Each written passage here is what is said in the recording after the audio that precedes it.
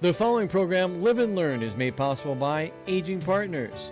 Find out more on their website at agingpartners@lincoln.ne.gov.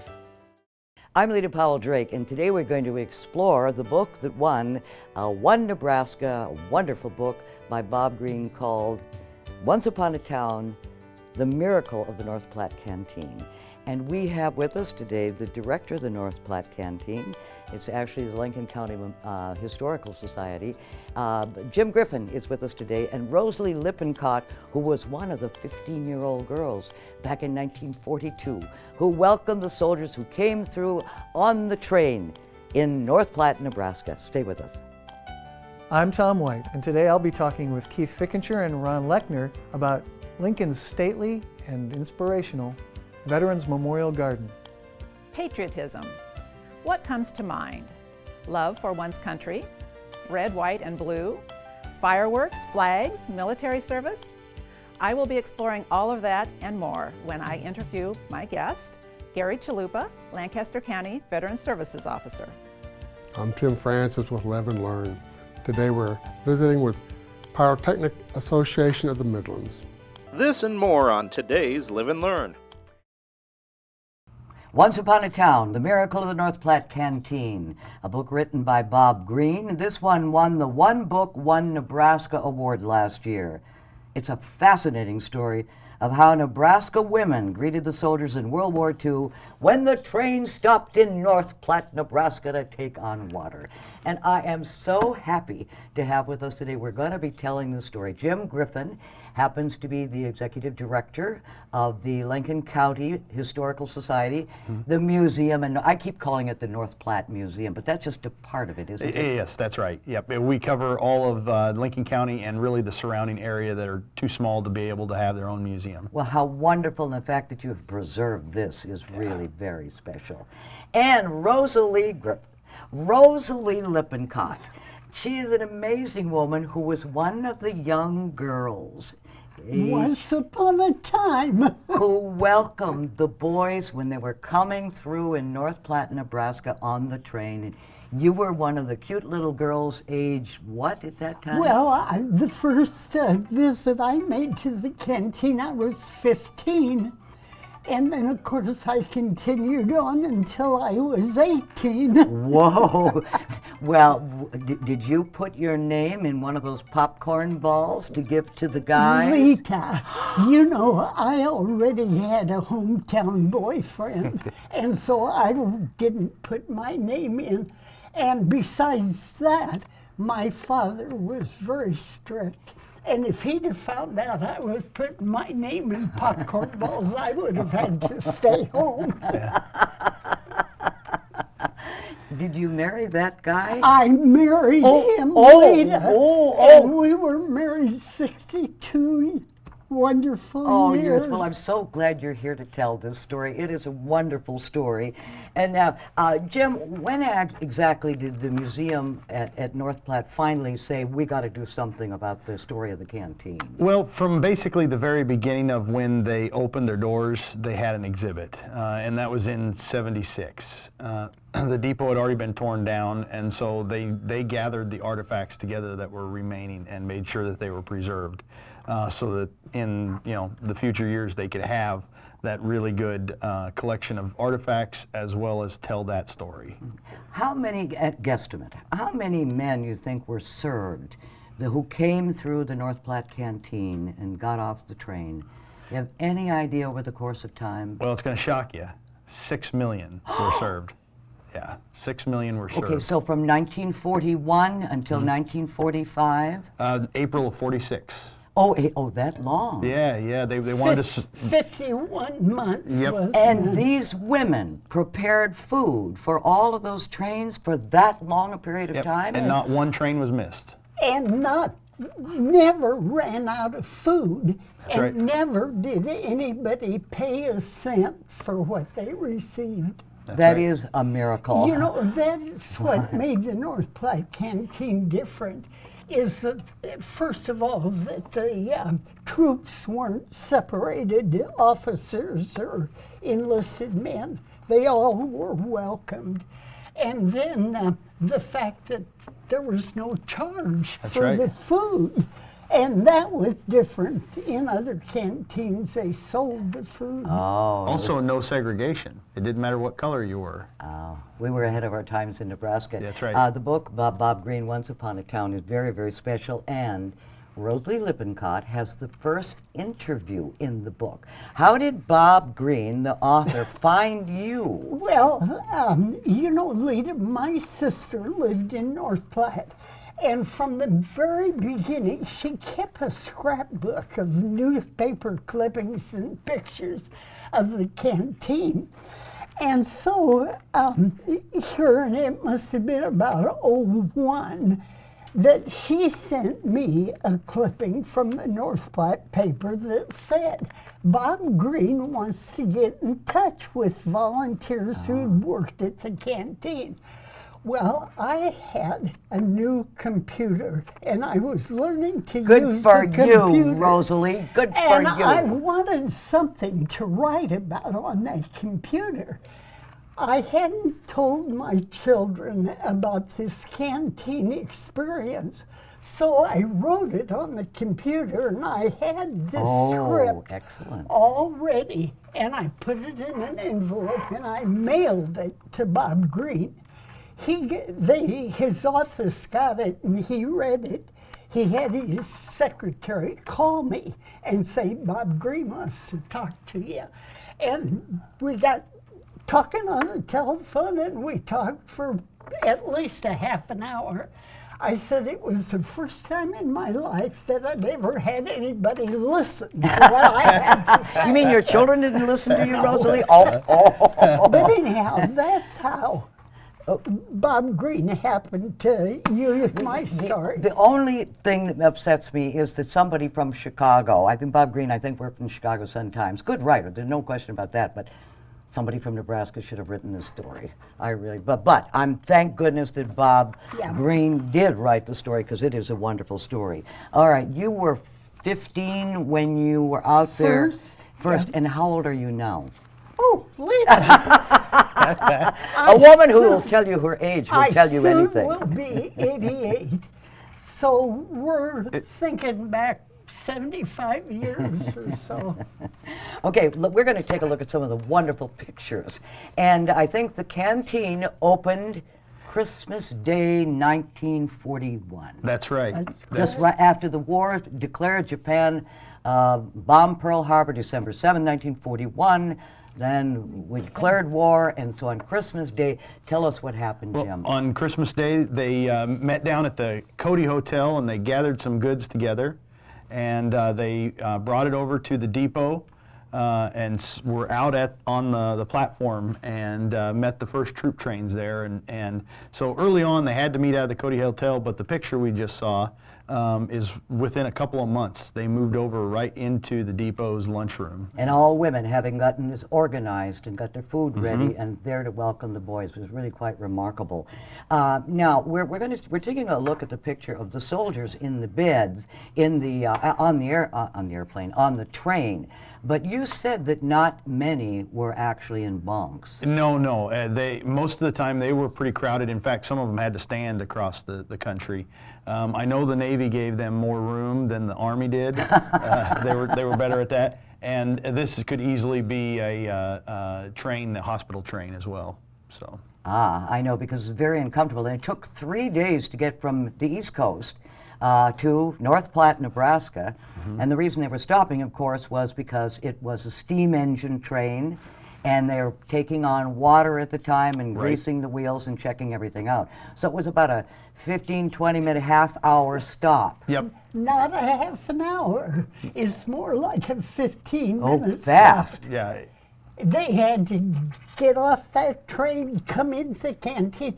See, and the conductor on the train, the way I understand it, had alerted to the men, and they were ready to get off. And they just came into the canteen in swarms. Well, and look at the Union Pacific Railroad tracks. Remember, this is a big city because the train is stopping there. And look at the guys are getting off right now. And then they would be greeted by Platform girls. Yeah. Oh, that's what they call the Yes, platform girls? platform girls. I wonder if they were wearing platform shoes. Oh, and the ladies who made the food. Now tell us about that. Well, you know what? I made egg salad sandwiches because we had, from my town of Shelton, we'd taken a big crate of eggs and they needed to be peeled, and then the egg salad made with homemade mayonnaise a lot of times, Lita. But anyhow, I know for sure this happened because I have it written in a letter to my boyfriend. I made 20 bushel baskets of egg salad sandwiches and covered them over with a clean white tea towel, and then we put them under the table waiting for the men to come in to service people. And I think there were about 9 trains a day, so there's a lot there of people. could have been more than that. And look at the proud women who are showing and displaying the food that they have made. Many of them killed their own chickens, made the chicken salad and sandwiches. And the lady in the middle, in the gang of the black, is there something unusual about her? Well, you know, Lita, she is wearing a hat. And I thought, I'm surprised the rest of those ladies don't have hats on, because that was very common for the older. I didn't wear a hat, but I know the older ladies did, with aprons. Oh, sure. Lots of aprons. Yeah. But now, all this costs money. Where did they get the money to buy all the food? Well, most of it was donated by people. There was also a $1 a month club that people could donate to, and then there was also all kinds of fundraising going on by individuals. And I understand there's a little boy who sold a shirt off of his back in order to raise some money for the canteen. Let's take a look at that picture now. The little boy raised $2,000 out there. Can you explain about what was going on at the time? Well, basically what he did was he did various chores, but the main thing he did was he went to the local sale barn, and he would sell his shirt at the weekly cattle sale. And he said that it had happened multiple times during the sale until someone decided it was time for the sale to go on. And then he would go down to one of our local stores, and they would give him a new shirt to do this again with. And that picture, or a comparable one, was in the Saturday Evening Post. That's right. That was very special. Little boy stepping up to the plate. But you know, Lita, too, now, I know for sure when, like my town of Shelton, when we loaded up all the food that we were giving, that would include birthday cakes and pies and cookies, but we also had a cash donation that we took along.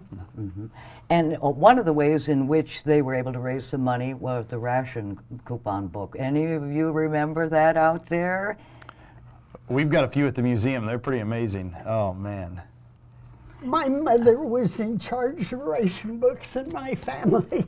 You know, So, what's fun about those is trying to explain to kids that no, just because you had the stamp didn't mean you get the thing. You still had to buy it, but you also had to have the stamp. and sometimes, you know, it'd be 5 stamps for an item. And I think I have, well, no, I've just had those little, if you're buying something and using your ration book and you weren't using it, all of it, then you got these little coins. They are the smallest little blue coin or something. The blue coin, yeah. And so that could like make up until you had to use the next one. Isn't it amazing? I remember seeing those, but you actually used them, Rosalie? Well, yeah, you know. Everybody did, yeah. Like I said, my mother was in charge of the ration books, but to buy a new pair of shoes, When you think about maybe 9,000 men a day coming through, you can imagine in that canteen how full it was of soldiers. This next picture will give you an idea of how many were really enjoying. Look at that. Tell us about that, Rosalie. Well, that's the image that I've carried all these years.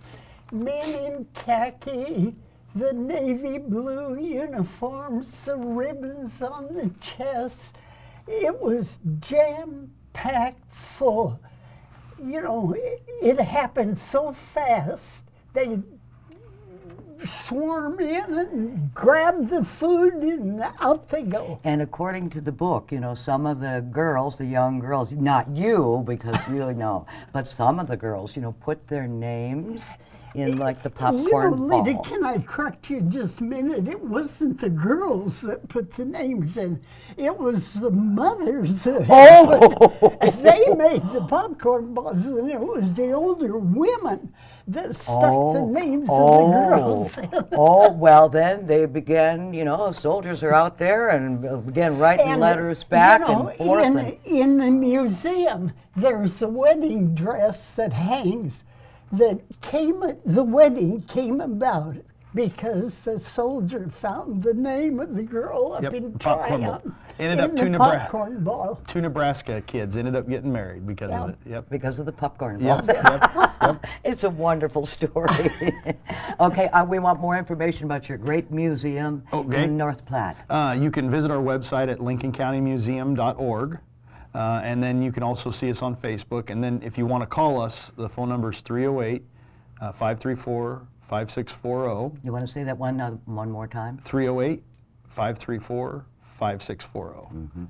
Now, the canteen is one part of the museum? Is that it? What else is in there? Well, there's about 7 acres. And, and it consists of an entire western village out back of old buildings that we've saved from around the county. Dating from 1861 all the way up to about 1900. So not only are you going to get to see the canteen and the amazing story and see the only remaining artifacts that are out there, but you can come see the history of western Nebraska. I'm so glad that we got the pictures. Yeah. So those of us who were, you know, too young to know about that or now too old, or some of us can remember.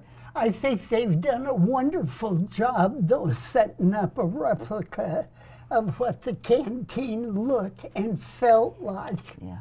It's too bad that the Union Pacific knocked down the canteen. You know, I haven't met a single person that's not upset. Well, I think it was 1973, and I was out in North Platte racing down the river, the North Platte River, and you know, and that was the year that they took it down. I mean, but I didn't even know the story prior to that. Yeah. So I'm so glad. The book it's well worth the reading, and if you want to know anything about Nebraska history, it is Once Upon a Town, The Miracle of the North Platte Canteen by Bob Greene, and it is a miracle. Jim Griffin, thank you for driving in all the way from North Platte fast to get here. Really appreciate that. And Rosalie, you just keep up. Just keep up. Thank you for sharing the memories and going to the extra effort to participate in the book. I mean, how special. Thank you for asking. My pleasure. Just a delight to have you here. And remember, folks, it's never too late to live and learn more about Nebraska history.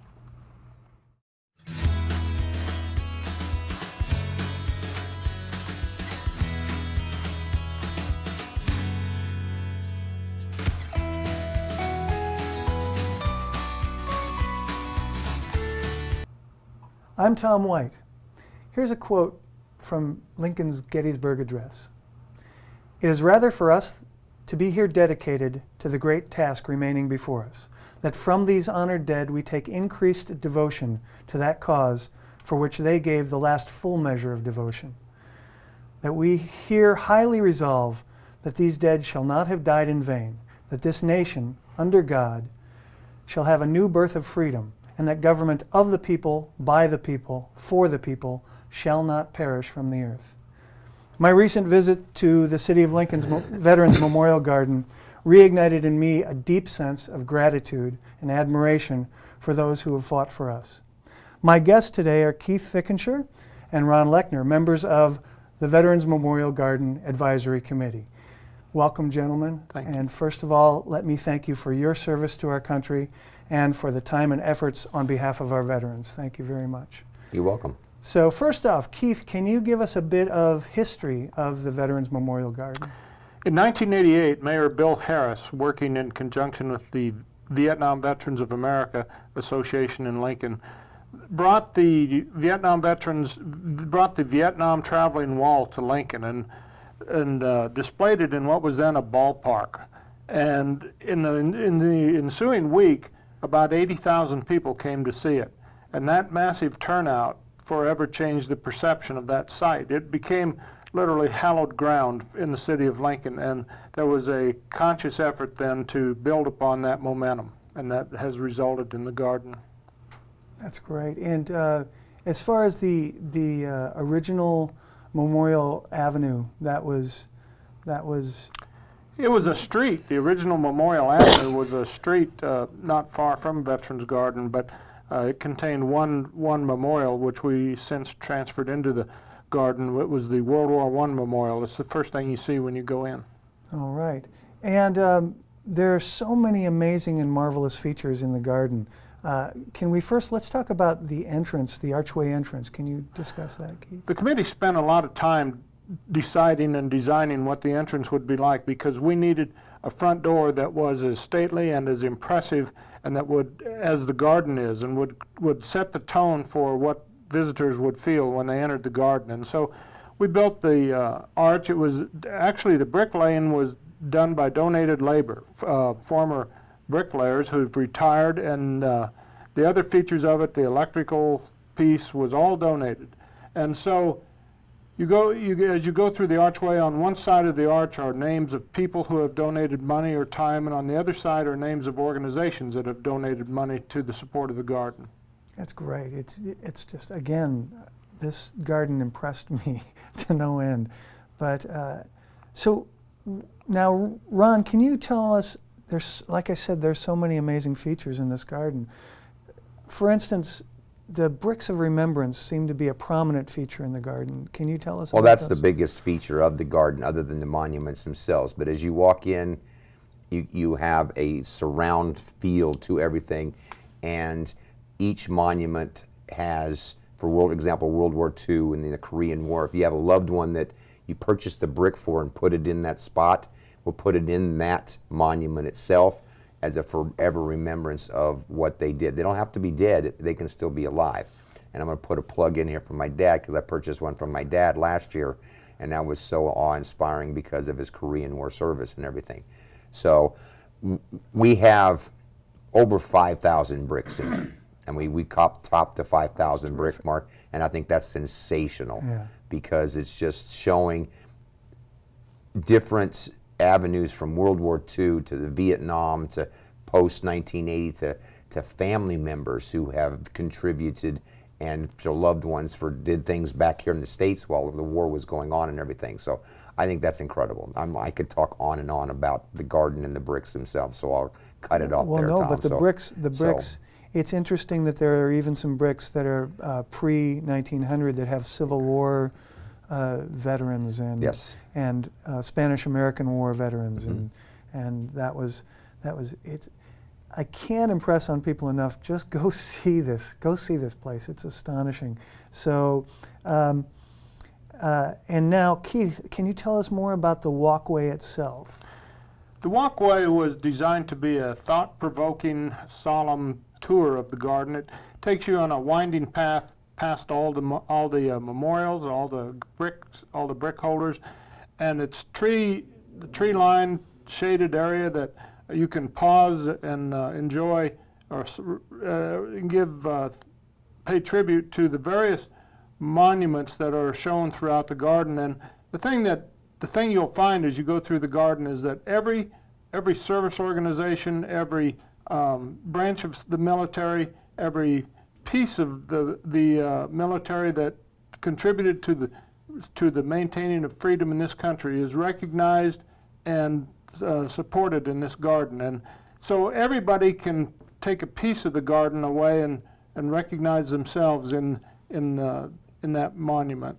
It really seems to be all-inclusive and all-encompassing as far as the... It is. Yeah, and so, now, Ron, one of the things that I talked about with Keith and some of the other members of the council was about the emotions that people go through, and I know there's a connection between the benches and how people can, if they are overcome with emotion, there are benches throughout the garden that they can stop and I'll just put this into that is, For example, there's one in front of the Vietnam wall or the Vietnam bricks, and you'll see individuals over there sitting there crying because they'll remember they're individuals that they purchased a brick for someone that's passed away, or they recognize someone they served with, and that person is no longer around.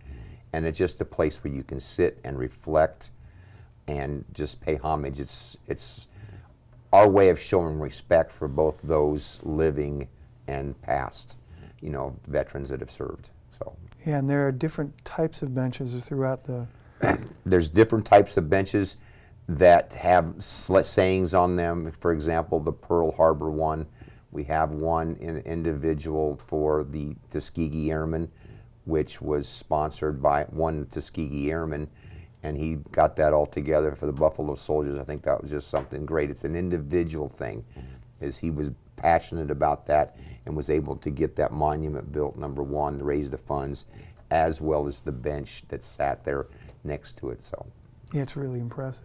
It's impossible to go the walkway and not come out on the other side and feel sincere gratitude for the people that have defended freedom in this country.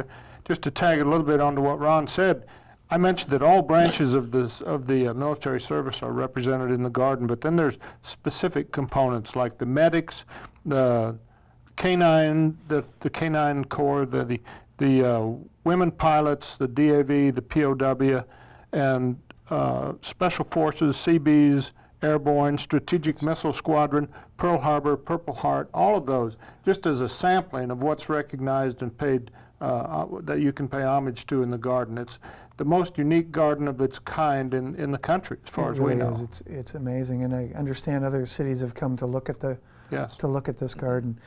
So now the other thing is that outside of the garden itself, there are a couple of other memorials, including a replica of the Liberty Bell. Can you tell us about that, Keith?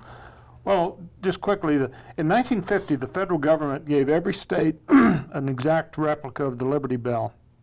Unfortunately, Nebraska's was put in a National Guard warehouse and just left there. So it was in perfect condition when we got it a few years ago.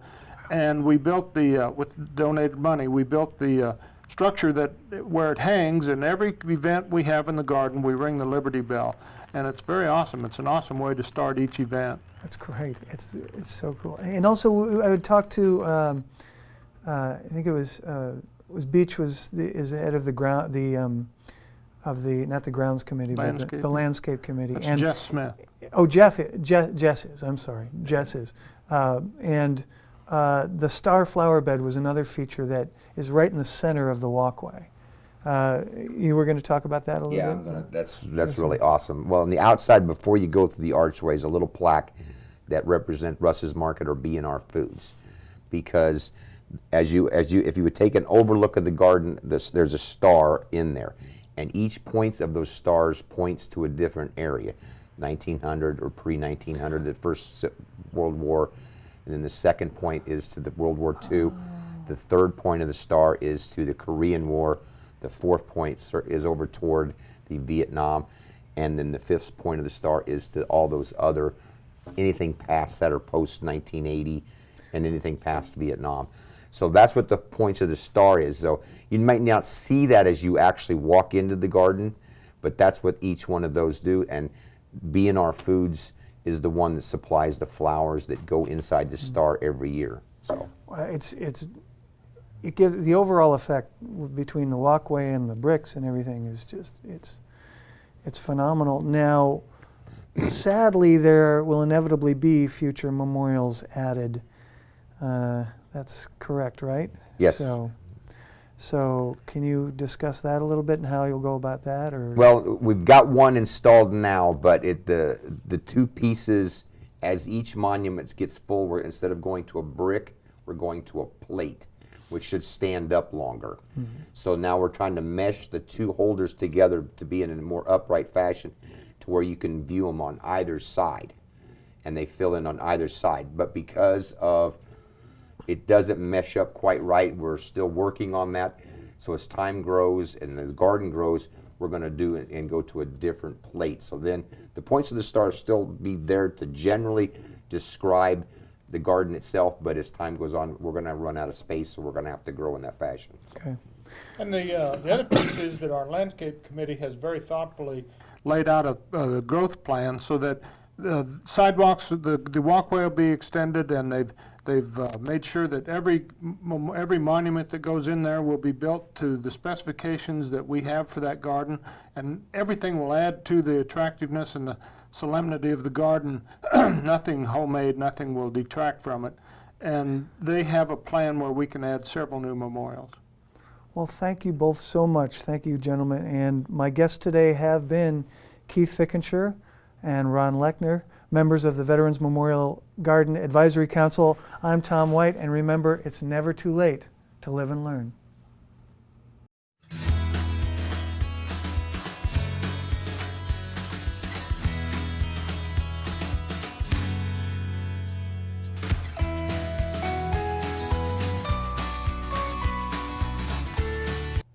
What is your definition of patriotism? I'm Kristen Stowes, and my guest will be sharing his personal definition along with much more, as I welcome Lancaster County Veteran Service Officer Gary Chalupa.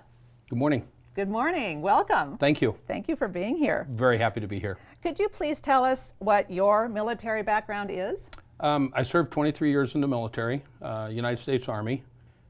Served overseas in Europe for 3 tours, did a short stint in Kuwait for 6 months, and did a couple of tours here in the United States. I ended up with my final assignment right here in Lincoln, Nebraska, working as an advisor to an Army Reserve unit. Really, really, very distinguished career. Thank you. Wonderful. How long have you been at Lancaster County Veteran Services? Just short of 20 years. I was fortunate that the position came open when I was retiring from the Army and applied and got selected. Wonderful. Love it. Love what I do. Good, good. It shows. Thank you. Could you please tell us what your personal definition of patriotism is? Well, a book definition is one's love of country or nation. And I guess that would fulfill my personal definition. But I think it's more important is what someone does with that love of country. A perfect example would be, do you exercise your right to vote? You know, it's those kinds of things. Do you participate in government activities of any type or that kind of thing? It's really more about what a person does to show that love of country. You know, do you stand during the national anthem? Do you remove your hat? Things like that. So to you, patriotism is action. It is. Yes. It is. Yes, I understand.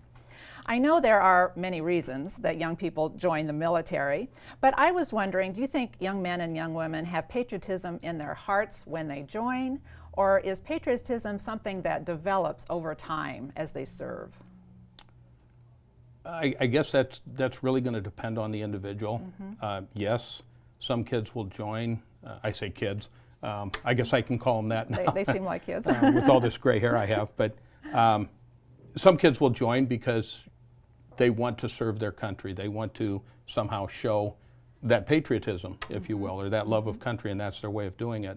Others will, I mean, there are a variety of reasons. You know, if you're needing a job and nobody's hiring, certainly, pretty much the services are, yes. Provided you can meet their qualification standards. So, you know, there are always going to be various reasons why someone would want to serve. I can remember a time back in the 60s and 70s when if you were in trouble with the law, sooner than face the judge and take his sentence, he would give you the option of joining the service. Really? Yes. Oh, gosh. And usually that was the Marine Corps. Nothing against the Marine Corps, but usually that was joining the Marine Corps. And kids would do that to, quite honestly, avoid jail. So yes, yes. But I think everybody that leaves the service has that newfound sense of pride in nation, yes. and develops it over time. Yes, yes, I'm sure that happens. Medals then are an outward visible sign of achievement, but what does receiving a medal truly mean to that individual? It's recognition, recognition by the chain of command that you did something outstanding, something above and beyond the normal call of duty. It's recognition by your fellow soldiers, sailors, airmen, Marines, your fellow service members that you did something above and beyond or Yes. something special, and are being recognized it, and to family members. I mean, it's a way of telling family that, hey, this is something special. It's very meaningful for the family, is it not? Yes, Yes. especially, you know, as kids look at their parents and their grandparents and say, wow, look what happened. Yes, Yeah. yes, yeah. Could it, in a time of war, could it be a morale builder for the? Oh, most definitely. You know, again, it's that recognition, and the soldiers or the servicemen and women knowing that somebody in their chain of command cares enough to recognize them for their actions, especially in a combat environment like that. Yes. Is a medal always awarded by a ceremony or a presentation, or is it awarded in different manners? Most generally, it would be in a ceremony of some sort, and I know there are probably a large number of men and women who maybe didn't get the formal ceremony that they should have had because time, circumstances didn't allow it. I know that, I mean, you see the movie Patton. General Patton is going through the hospital ward presenting Purple Hearts. You know, that wasn't anything formal, but it was a presentation of sorts, and very meaningful, especially. Yes. But there wasn't the big ceremony. I know when I was on active duty, we would, anytime we were presenting an award, whether no matter what, we tried to do it publicly. We tried to give full recognition so everybody would see, because that is a big part of it. And isn't it especially poignant when they're awarded posthumously? Yeah, I mean, we've done a number of awards like that and been part of helping families get these awards for the deceased veterans and that. And I know we've contacted Congressman Fortenberry's office a number of times to see if he could participate in that presentation to the family, and through various senators that have served you know, throughout the time. So we even then we still try and do something public to make sure everybody knows. Certainly. Yeah. Well, we could talk forever on all of the different medals there That's are true. in the military service, but we do have a few examples of medals to show today from the branches of service. And if we will look at our screen, I believe we will see the National Defense Service Medal. If you could talk a little bit about this one, Gary. Sure. The National Defense Service Medal is awarded to anyone who serves during a period of combat or during wartime, as recognized by the Department of Defense. It's a standard medal that's presented to everyone. And I guess this would be a perfect example of one that is not presented in a ceremony. You show up at basic training and they say, put it on. I see. So it just kind of goes on the uniform and then it begins there. But it's standard for all branches of service and just requires wartime service. I see. All right, then our next group are the Good Conduct Medals, and we have several from different military branches. Could you please tell us about these? Sure. This is the Army Good Conduct Medal. Each branch of service has their own design for the Good Conduct Medal.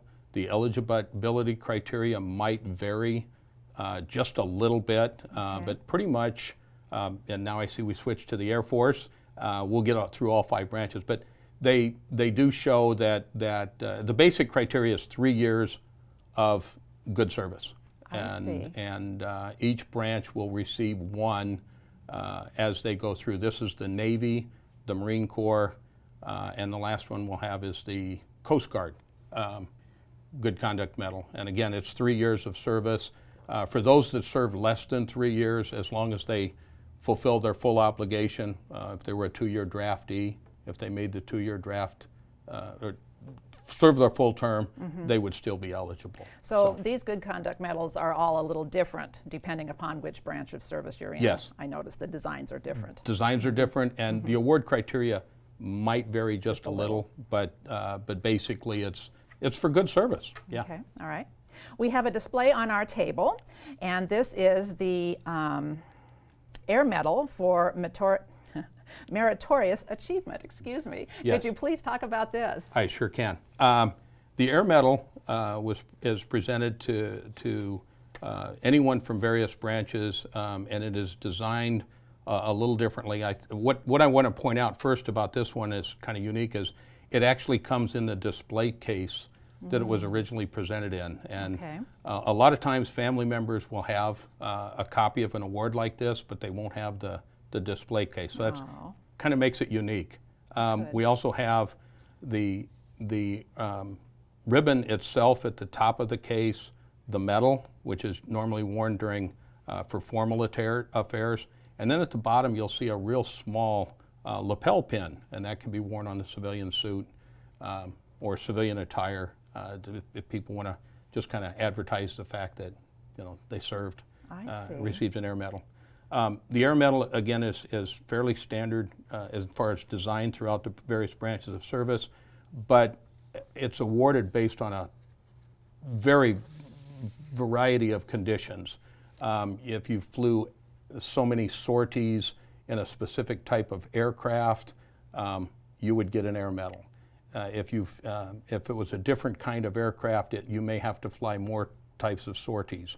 I think off the top of my head, I think it was 25 sorties in Europe, but in the same type of aircraft in the Pacific, because of the lack of air resistance, you would have had to fly more sorties than you would in Europe. So the award criteria, even with a very standard medal like this, would vary depending on where you served and the type of mission that you flew.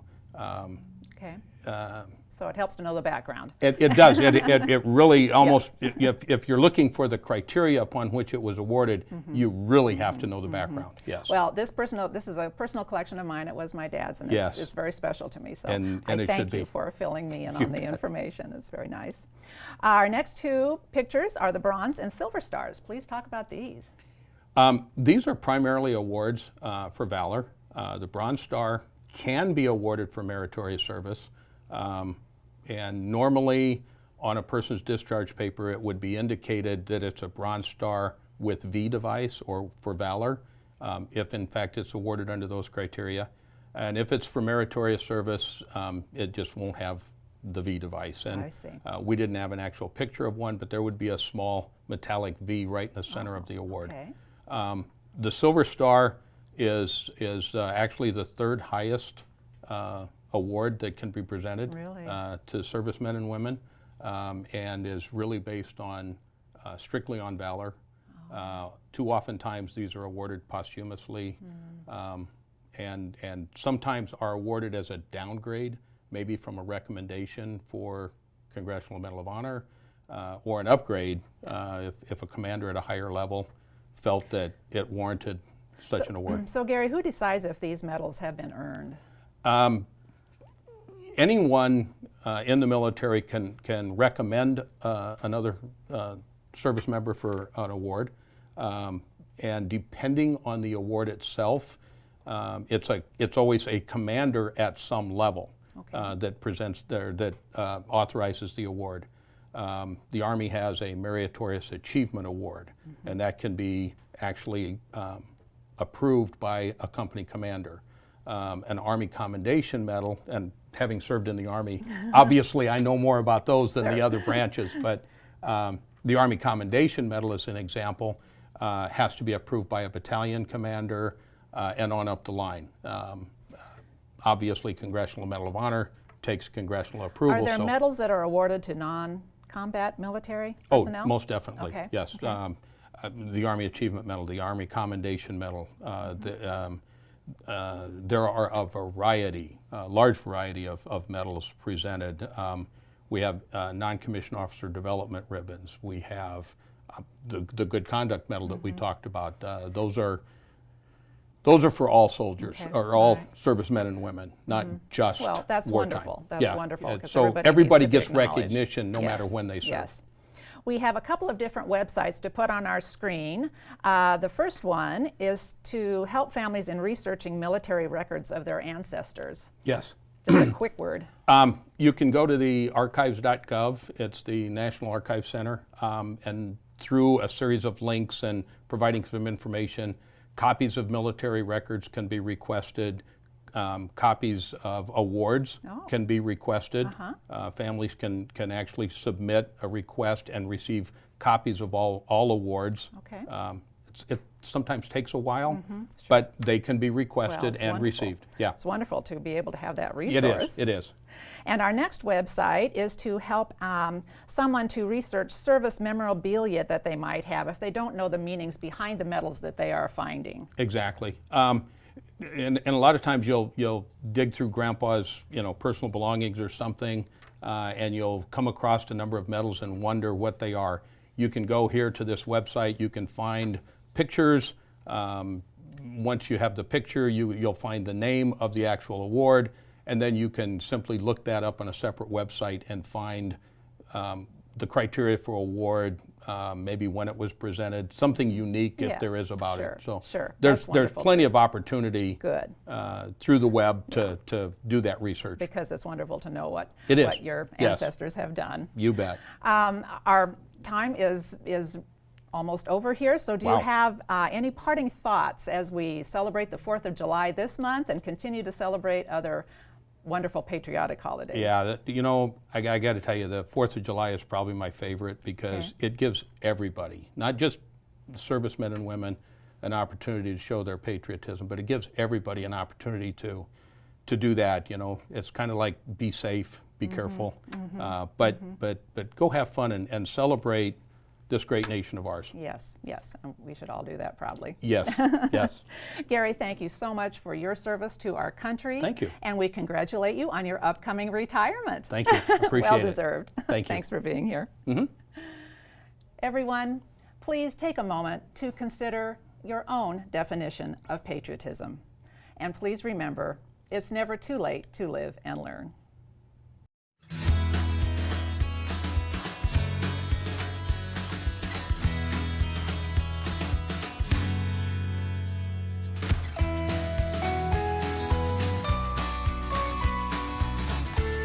I'm Tim Francis, your host today for this episode of Live and Learn. My guest today is Brian Schwink with the Midlands Pyrotechnic Association. You're a bunch of guys who like to have fireworks. Correct. And you like to do it correctly. We do it legally. We follow all federal, state, and local laws, and we are fully insured when we do our shoots. And this is something that's just kind of you organized over the last few years? We actually organized our regional club in 2010. A good number of us in the club have been members of the PGI, the Pyrotechnics Guild International, for quite a few years, and that's actually how we got acquainted with each other. What kind of, how do you guys use your fireworks when it's not that 10-day period around the 4th of July? What club activities? Well, how do you get away with it? Because we do have a number of pyrotechnicians that are licensed to do professional fireworks in the state of Nebraska.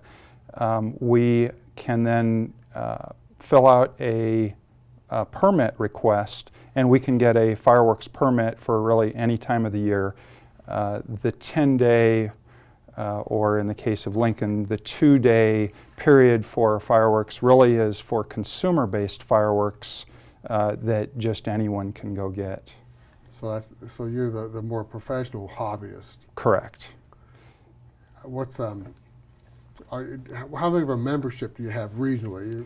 Our regional club has approximately 40 to 45 members. They range from South Dakota, Nebraska, Iowa, Missouri, and Kansas. And how often do you have your meetings?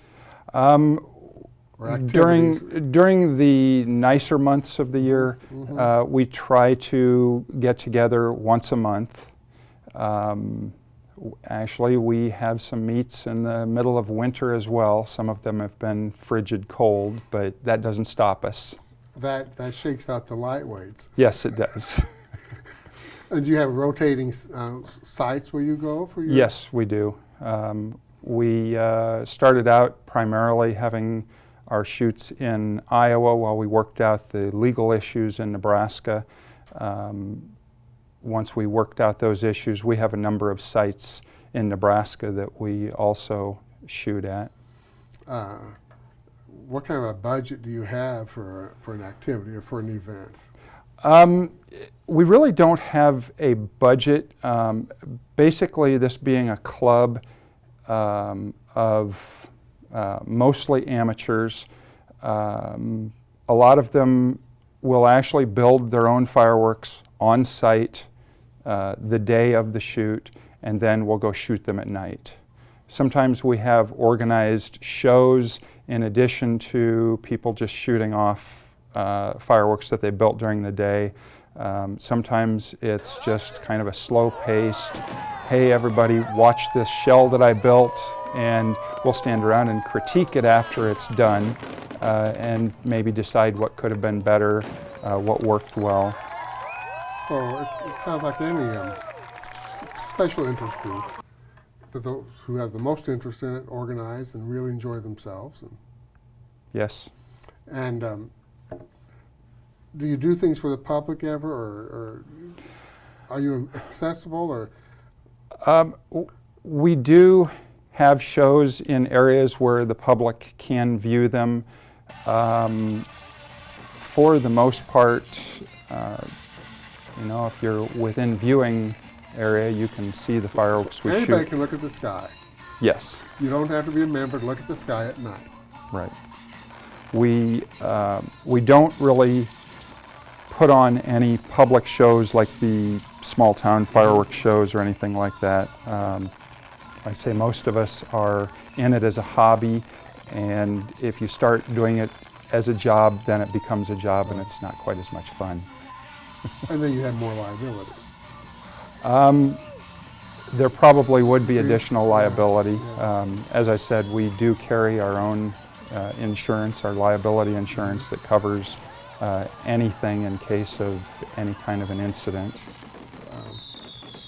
What do I suppose most of the guys who like this, but what do your wives think and your girlfriends think about this is a hobby? Most tolerate it. Some actually enjoy it and do get into it as well. And your kids come along some of the time? Yes. We do have some time for Class C consumer fireworks, and one of the things that we do as a club is we try to promote the safe use of fireworks. Talk about that for us. Every year we hear about incidents involving fireworks where people get hurt, and in most cases it's because someone is using fireworks improperly, and that really puts fireworks as a whole in a bad light. And so one of the things we try to do is promote the safe and proper use of fireworks. Anytime anyone in the club is shooting any type of fireworks, they are required to have eye protection. That is one of our mandatory rules. And we always adhere to safe distances from the shooting area to spectators, even if that's other members that are just viewing. So safety is really always at the top of the list of things that we're watching for. I can see how a consumer might not have the patience to do all of that. Goggles, looking at instructions at night. And sometimes it can be a little inconvenient. Yeah. Yes. But Brian, what's an example of a more interesting thing or a more unusual thing the club would build than what the public might see ordinarily? Well, I think one of the things that differentiates our club from a normal public fireworks display is some of the effects that some of our members will create. Some of them will spend hours or even dozens of hours or more building a specific shell or a type of effect. One of those, for an example, would be what's called a girandola. which is essentially a flying saucer type device that is built with rocket drivers that cause it to spin on a spindle, and then after a delay, a series of vertical drivers will kick in and it will actually send it up into the sky, and with a proper effect you'll have a corkscrew of glitter or sparks trailing behind it. Some of the larger ones that we've seen in our international organization, the Pyrotechnics Guild International, have reached up to 14-foot diameter and come back down to the ground via parachutes so they don't damage any property or people as they're coming back down. 4th of July is coming up. This is the big time of the year, isn't it? It is, and you know, as I've mentioned, I'm in it more of a hobbyist, so usually the 4th of July I'll spend with my family doing consumer fireworks. You know, that's one of the times that my kids get to light fireworks, and they do enjoy it. And I think a lot of the other club members are the same way. We do have a few of our members that are in the business and actually will be shooting shows. Mm-hmm. Mm-hmm. And you can get your materials to build your things readily enough. There are online companies that do provide the various chemicals. The chemicals by themselves are mostly common chemicals, and then it's actually the process of mixing them and making them into some type of fireworks. And those types of activities we typically do on site so that we're not transporting anything dangerous to and from the shoot sites. So you guys know what you're doing with it and how to use it and how to use it prudently. And if someone is doing something that others feel is unsafe, we're always there to point it out, and you know, we're always looking out for each other to make sure that everything is safe. Brian, I want to thank you for being our guest today on Live and Learn. It's a very topic thing. Summertime, patriotism, red, Thank white, you. and blue, eat hot dogs, go home with all your fingers when the party's over. Thank you for having me. Thanks, Brian, very much. I'm Tim Francis. Remember, it's never too late to live and learn.